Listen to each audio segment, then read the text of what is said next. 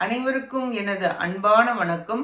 திருவள்ளுவர் இயற்றிய திருக்குறளில் அறத்துப்பால் அதிகாரம் 20 பயனில சொல்லாமை 193வது குறள்.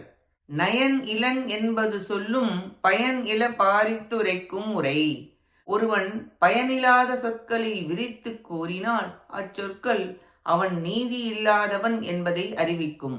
பயனில்லாதவற்றை விரித்து பேசினால் இப்பொழுதே இம்மையிலே பிறரால் விரும்பப்படாது என்று கூறப்பட்டது. பயனுடைய சொற்களை விரித்து கூறலாம், ஆனால் பயனில்லாதவற்றை நீடித்து கூறினால் அது பிறரால் விரும்பப்பட மாட்டாது. இவன் நீதி இல்லாதவன் என்று கருதப்படும். அறிவு முதிர்ச்சி அடைய அடைய சொல் சுருங்கும். பயனில்லாத தேவையில்லாதவற்றை சொல்ல மாட்டார்கள். அறிவு முதிரவில்லையெனில் பயனில்லாதவற்றை நீட்டி சொல்வர், காலத்தை வீணடிப்பர். இக்குறளாலும் பயனில்ல சொற்களை சொல்லுதலின் குற்றம் கூறப்பட்டது.